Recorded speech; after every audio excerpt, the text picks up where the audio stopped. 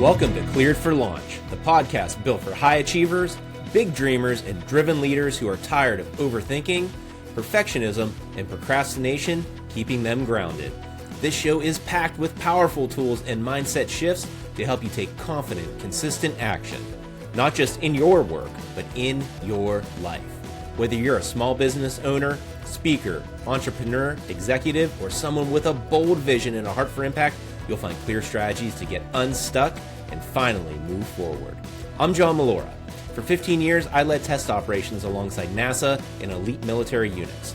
Then I turned my photography side hustle into an award-winning business. Now, as an elite performance coach, I'm sharing what I've learned to help you stop chasing perfect and start building momentum that lasts. If you're ready to break through resistance, trust yourself again, and launch with purpose, you are in the right place. Because you are cleared for launch. Prepare for liftoff in 5, 4, 3, 2, 1. If you thought that I worked in the space industry for 15 years because I had a 4.0 GPA, you would be wrong, my friend. I did okay in school, but the job actually started with a rejection years prior. See, during my junior year of college, I thought I was going to be working for Disney during the summer for an internship. It was down to me and one other person. I thought it was a lock. Spoiler alert, it was not. I did not get the internship. So I found myself working on a maintenance crew at a camp up in the Catskills. Like, not quite Dirty Dancing, but that's the kind of thing I was doing. I was up in the mountains working on a maintenance crew, and being the unskilled labor, I got all the very unglamorous jobs, such as pulling dead mice out of toilets. No joke, that was my job. The record, I think, out of one toilet was about 11 dead mice that had fallen in there over the winter. I'm not going to get into the details because I don't want to, and you don't want to hear it. Trust me. So what I want to talk about today is, when do you get fed up enough to actually do something about it? I eventually got fed up enough with pulling dead mice out of toilets and maybe working on septic systems in the middle of the night that I decided, when an opportunity presented itself to do something that I was terrified of, which was rock climbing, I was going to take it. There I was, scrubbing rust off a propane tank in the sun because, again, not very glamorous jobs for this guy being the unskilled labor on the maintenance crew. And the camp director said, "Hey, we are in desperate need of a rock climbing director. Would you have any interest in that?" And I thought, well, they're probably going to train me. I said, "Yes, absolutely." And they said, "Cool. Do you know how to rock climb?" I said, "No, but are you going to train me?" And they said, "Yeah, we'll send you to an intensive camp." I said, "Fine. When do I go?" They go, "One final question. Are you scared of heights?" I said, "I'm terrified of heights. When do I sign up?" And that started the journey of how I actually ended up working in the aerospace field. See, even though I was terrified of heights and I didn't know what to expect being a rock climbing director, I'd never been director of anything in my life, I knew that where I was not where I was meant to be, and I'd finally become so uncomfortable that I was willing to take whatever steps necessary to move me into the next step.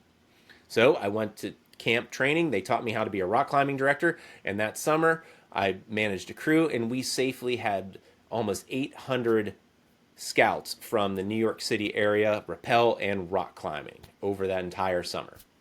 It was awesome. Then I went on to become a rock climbing instructor at Penn State when I went back to school in the fall and did that for a number of years. And being rock climbing director, which, remember, started from me losing that internship at Disney, which I thought was my dream job, and I was heartbroken that I didn't get that internship.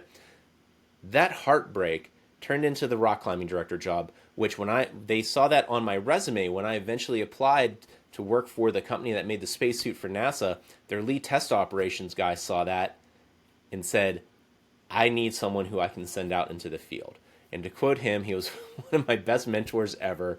His name was Skip.